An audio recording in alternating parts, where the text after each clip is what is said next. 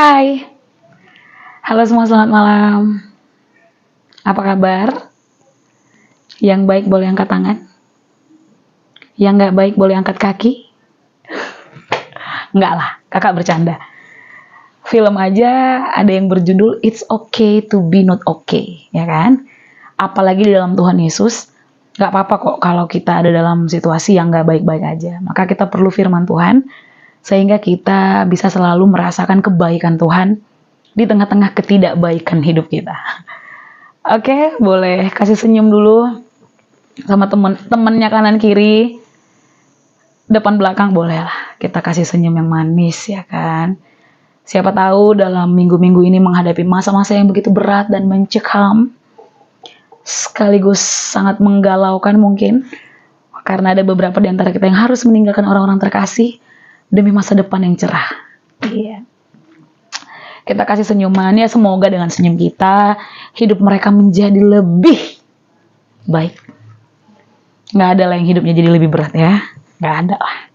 Senyumnya tulus semua kok. Oke, kita siapkan tubuh, roh, dan jiwa, hati, dan perasaan untuk menerima firman Tuhan. Kakak akan tunjukkan satu gambar. Kamu silakan perhatikan. Itu siapa dan sedang berbuat apa. Ini gambarnya. Oke. Kalau kamu adalah muda-mudi yang cukup mencintai bangsa Indonesia ini, kamu akan tahu itu siapa. Karena beberapa bulan lalu kabarnya begitu happening dan kayaknya di mana-mana udah tentang itu aja diberitakan gitu ya. Itu siapa?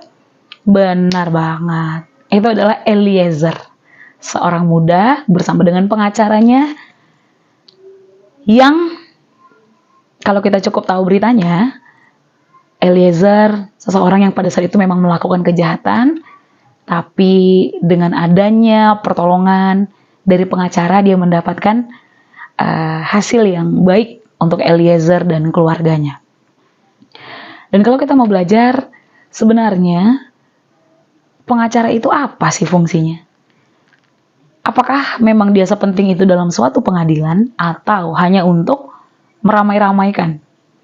Dan kakak tahu ada beberapa ahli hukum di tengah-tengah kita yang hadir malam hari ini. Kita sepakat bahwa pengacara itu memang sepenting itu di dalam pengadilan.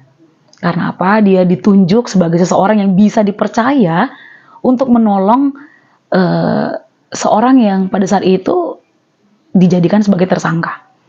Dia diharapkan bisa menolong, memberikan pembelaan, memberikan perlindungan bagi si tersangka, bahkan menjadi perwakilan untuk menjawab pertanyaan-pertanyaan baik yang ada di dalam persidangan maupun di luar persidangan. Karena ada begitu banyak biasanya pertanyaan-pertanyaan yang menyudutkan, yang menekan, yang memojokkan, maka kehadiran pengacara itu menjadi satu pertolongan yang luar biasa sih bagi si terdakwa pada saat itu. Dan pengacara juga merupakan suatu penentu dari hasil akhir sang hakim keputusannya untuk si terdakwa. Nah itu tentu kerja keras dari seorang pengacara juga. Seperti itu. Nah itu Eliezer bersama dengan pengacaranya, dia sudah menemukan pengacara yang terbaik untuk membela kasus Eliezer pada saat itu. Bagaimana dengan kita? Mungkin kita tidak melakukan kejahatan seperti Eliezer yang bisa langsung dilihat oleh mata kepala kita sendiri. Tapi dalam perjalanan hidup ini kita bisa saja berdosa. Nah, untuk semua dosa-dosa kita, apakah ada seseorang yang mau membela dan menolong kita, menemani kita menjalani hidup ini, atau kita hanya dibiarkan sendiri berjuang menghadapinya? 1 Yohanes 2 akan menjawab pertanyaan kita. Sama-sama kita baca 1 Yohanes 2 ayat 1 sampai 2. Yang udah ketemu boleh ya, dari ehemnya udah ketemu semua kayaknya ya. Kelihatan suka baca firman Tuhan. Mantap. 1 Yohanes 2 ayat 1 sampai 2. Anak-anakku, hal-hal ini kutuliskan kepada kamu supaya kamu jangan berbuat dosa. Namun jika seorang berbuat dosa, kita mempunyai seorang pengantara pada Bapa, yaitu Yesus Kristus yang adil. Dan Ia adalah pendamaian untuk segala dosa kita. Dan bukan untuk dosa kita saja, tetapi juga untuk dosa seluruh dunia. Ketika dikatakan hal-hal ini kutuliskan kepada kamu, hal-hal yang mana? Hal-hal yang ayat di atasnya. Yang udah kita tahu betul ayat itu karena sering digaung-gaungkan. Ada lagunya juga. Jika aku akui semua dosaku, maka kau adalah setia dan adil. Kau kan mengampuni dan sucikan dari segala yang jahat. 1 Yohanes 1 ayat 9 mengatakan bahwa apabila kita mengakui dosa kita, Ia adalah setia dan adil. Dia akan mengampuni segala dosa kita. Nah, Yohanes mengatakan bahwa hal itu kutuliskan kepada kamu supaya kamu jangan berbuat dosa. Karena ada ajaran yang mengatakan bahwa nggak apa-apa, kita berbuat dosa, nanti kita mengakui dan Tuhan mengampuni. Lalu terus saja seperti itu. Apabila itu terus dilakukan, kita menjadi orang yang tidak bermoral. Makanya 1 Yohanes 2 dengan tegas, Yohanes mengatakan, hal ini kutuliskan kepada kamu supaya kamu jangan berbuat dosa. Artinya, Tuhan Yesus melalui penulis kitab 1 Yohanes ini, yaitu Yohanes, memberitahukan kepada kita dengan tegas bahwa standar dalam kekristenan itu sebenarnya jelas. Kamu jangan berbuat dosa. Itu standarnya. Boleh katakan kanan kirinya? Kamu jangan berbuat dosa. Itu standar dalam kekristenan. Tapi faktanya, kenyataannya apa? Di kalimat yang berikutnya. Namun jika seorang berbuat dosa, itu faktanya. Faktanya apa? Bisa saja dalam perjalanan ini, seseorang yang percaya kepada Tuhan Yesus, dia berbuat dosa, bisa saja. Itulah faktanya. Maka kebenarannya adalah di kalimat selanjutnya. Kita mempunyai seorang pengantara pada Bapa, yaitu Yesus Kristus yang adil. Nah, standarnya memang jangan berbuat dosa. Itu jelas.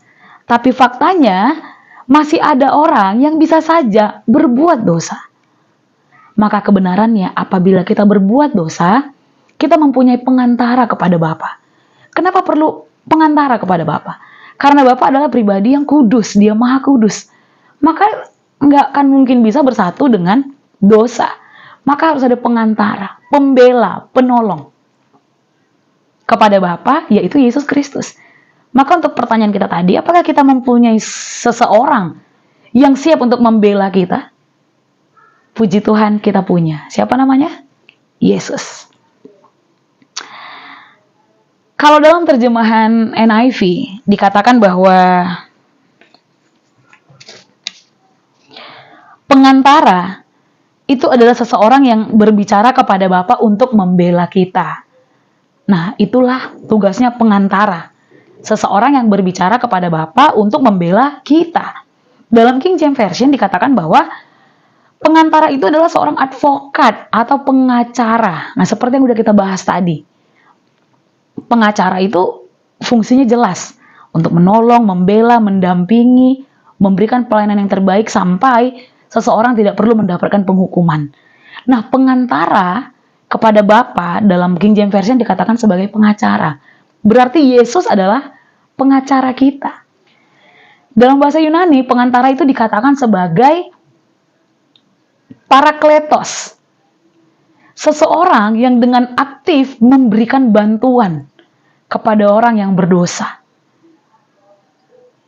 Nah, ini juga sudah dikatakan dalam Roma 5 ayat yang ke-10. Yesus menjadi pengantara kepada Bapa ketika kita masih berdosa. Bukankah ini suatu sukacita yang besar dalam hidup kita? Ketika kita tahu bahwa dalam hidup ini, dalam perjalanan kekristenan kita kepada Tuhan, dan ketika kita bisa saja melakukan dosa, kita punya seseorang yang berjuang untuk kita. Kita mempunyai seseorang yang siap untuk membela kita. Seperti Eliezer bertemu dengan pengacaranya, dan kita lihat bagaimana seorang pengacara ini sangat setia mendampingi Eliezer dan menjawab pertanyaan demi pertanyaan, memberikan pelayanan yang terbaik, memberikan hasil yang terbaik, sampai Ezer mendapatkan keadilan untuk dia. Maka lebih dari itu semua, untuk semua dosa kita, apabila kita melakukannya, kita mempunyai seorang pengantara, pengacara. Kenapa ini perlu diingatkan kepada kita? Karena kalau belajar lagi dari Eliezer, yang kakak perhatikan ketika pertama kali dia masuk ke televisi, dia seperti seseorang yang udah nggak sanggup lagi memandang dunia.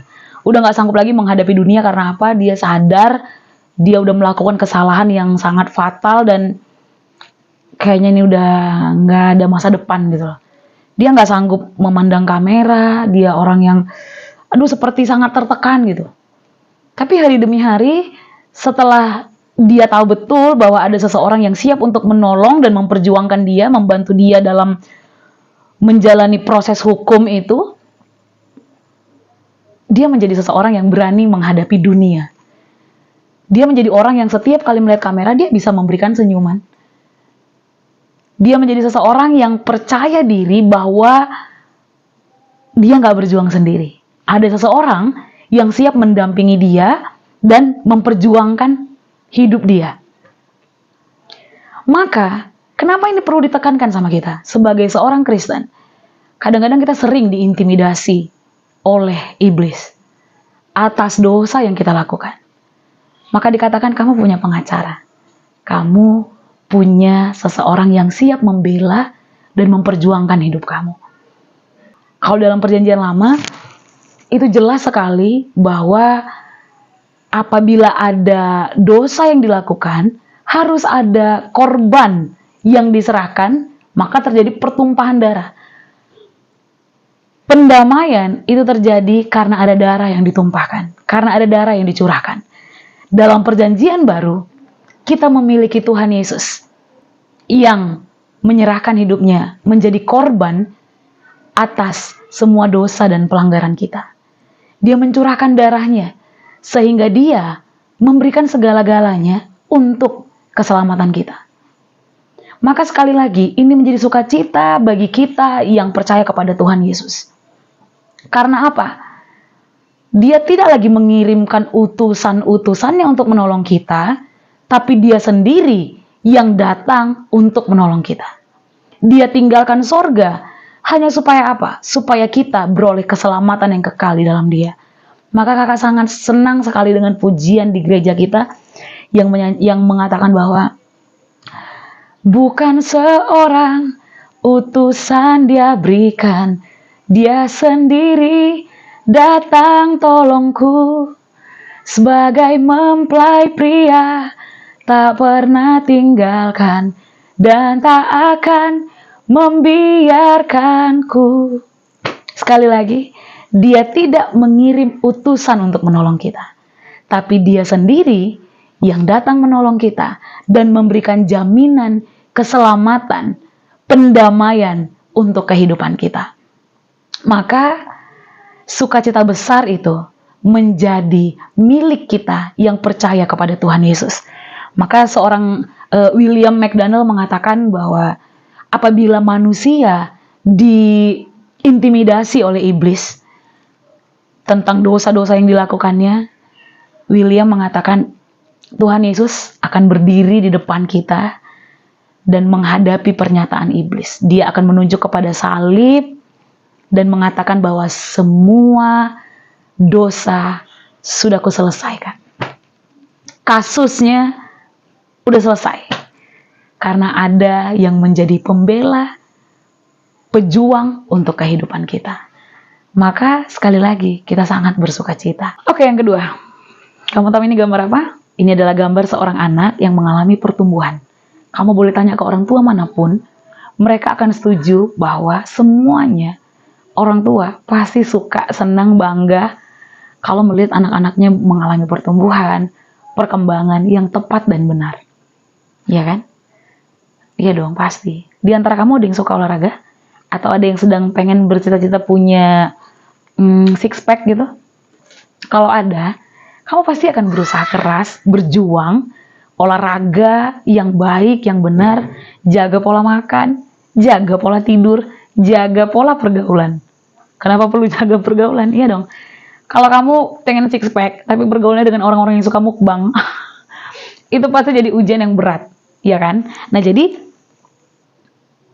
kalau udah mulai terbentuk satu kotak, itu akan membuatmu semakin semangat, lakukan lagi yang terbaik, olahraga dengan sungguh-sungguh, terbentuk lagi kotak-kotak berikutnya sampai ada six pack. Itu pasti bahagia luar biasa. Artinya apa? Setiap orang menyukai yang namanya perkembangan. Setiap orang menyukai yang namanya perubahan yang progresif gitu. Kecuali badan yang berkembang itu nggak ada yang suka kayaknya ya, nggak ada yang suka. Kalaupun ada ya mungkin hanya segelintir orang lah. Tapi lebih banyak yang nggak suka. Tapi kita nggak bahas itu. Kita tidak sedang membahas body yang mengembang ke kanan atau ke kiri, enggak. Kita sedang membahas yang lebih dalam dari itu. Ternyata Tuhan pun merindukan kita untuk mengalami peningkatan, kemajuan yang progresif dalam kehidupan kita. Dimulai dari pengenalan. Maafkan kakak. 1 Yohanes 2:3 ini tandanya bahwa kita mengenal Allah, yaitu jikalau kita menuruti perintah-perintahnya.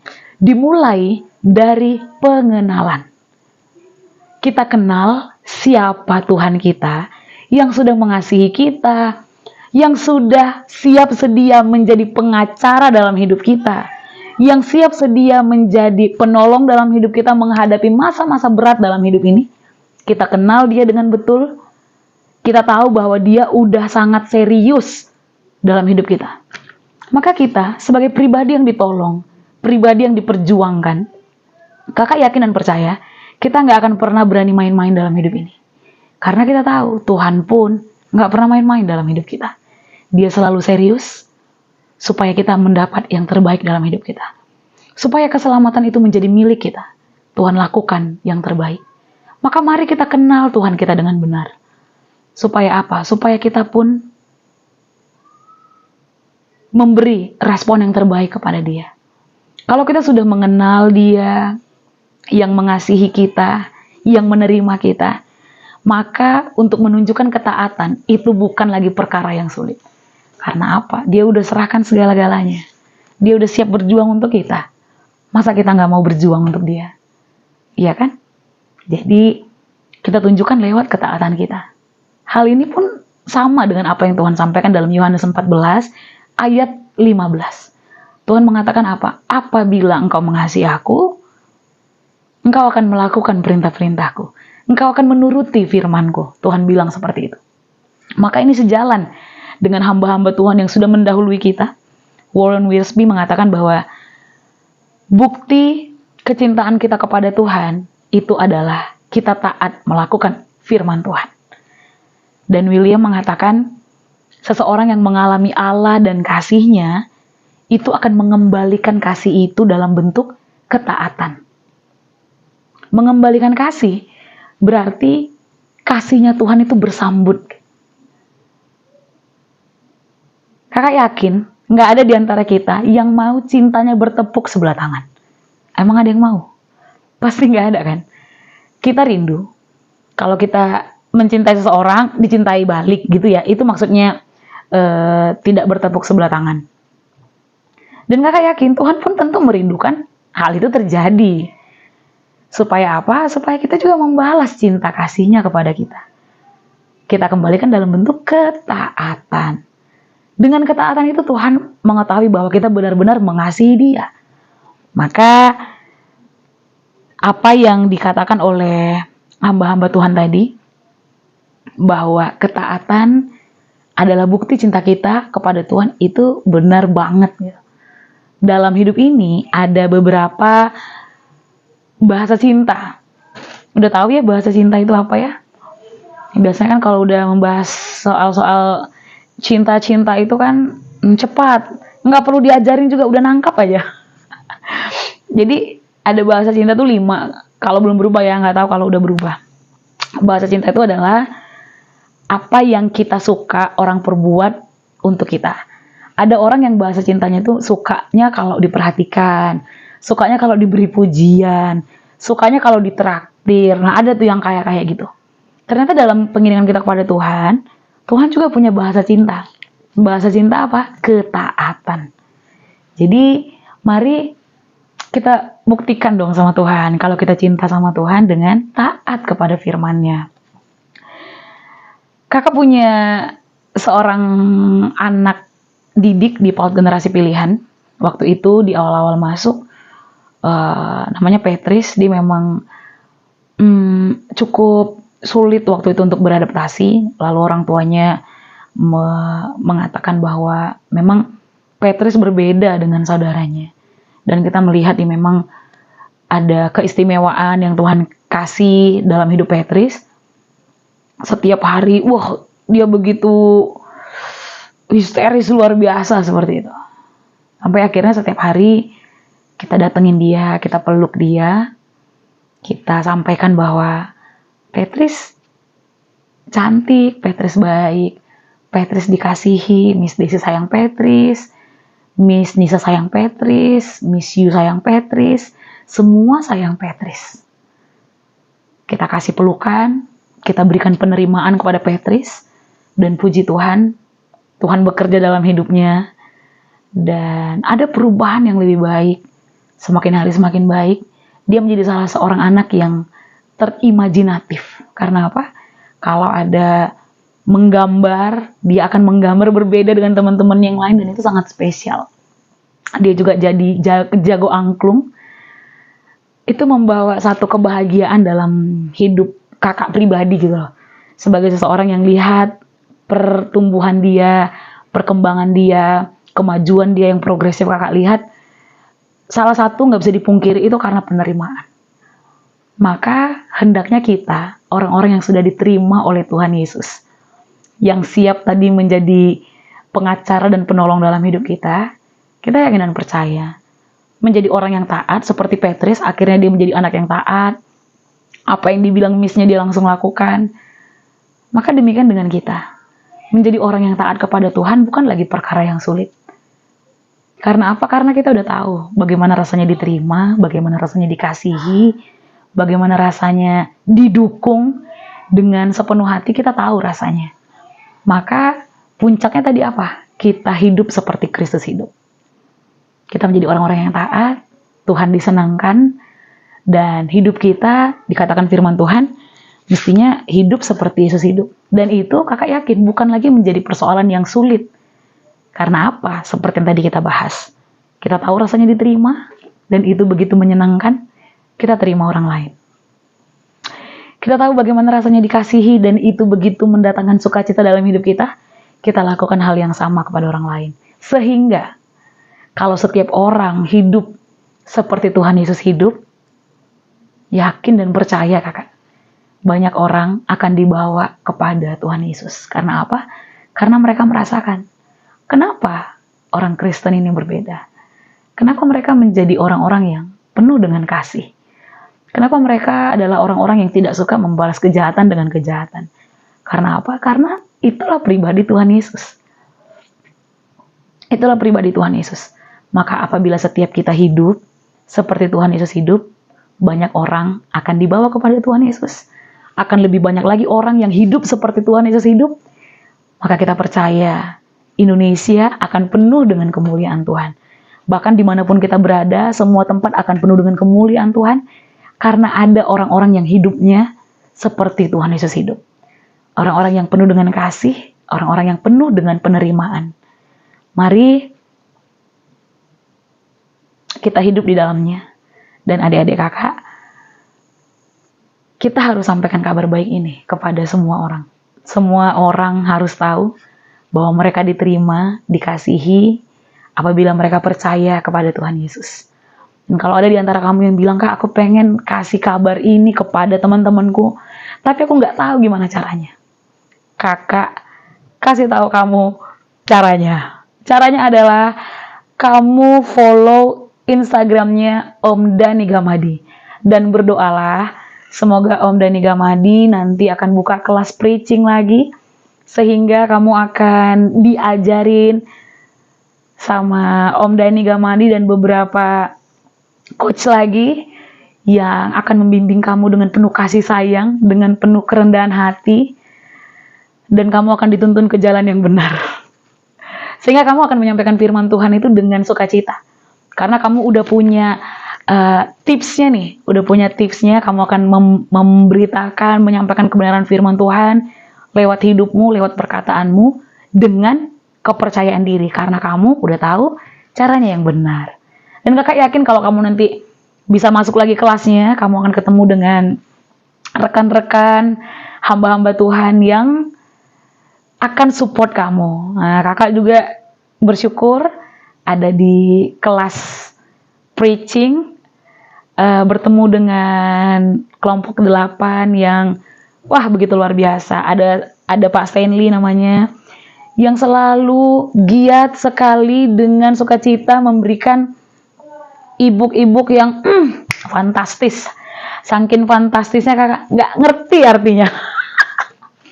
Karena semua dikirim dalam bahasa Inggris, dan kakak harus mengakui betapa lemahnya bahasa Inggris kakak. Mungkin nanti ada yang mau ngajarin di antara kamu ya.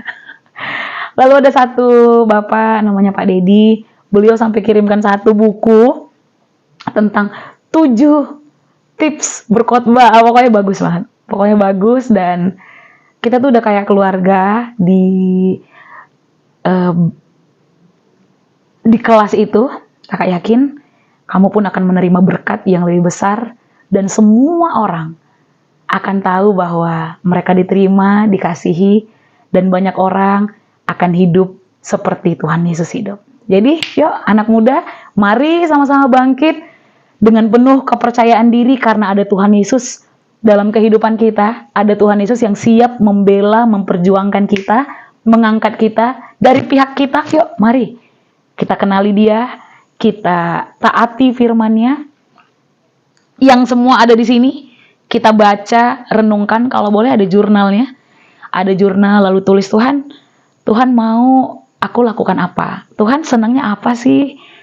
Biar aku belajar menunjukkan bahwa aku mengasihimu dengan hatiku. Nah gitu, jadi selamat menjadi anak-anak muda yang hidupnya seperti Yesus, sehingga banyak orang akan merasakan kasih Yesus lewat hidup kita. Terima kasih, Tuhan Yesus memberkati.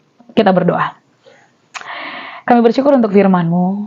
Kami begitu percaya Engkau ada bersama-sama dengan kami, menolong kami untuk kami hidup dan melakukan firman-Mu. Dalam nama Yesus, kami berdoa, haleluya. Amin.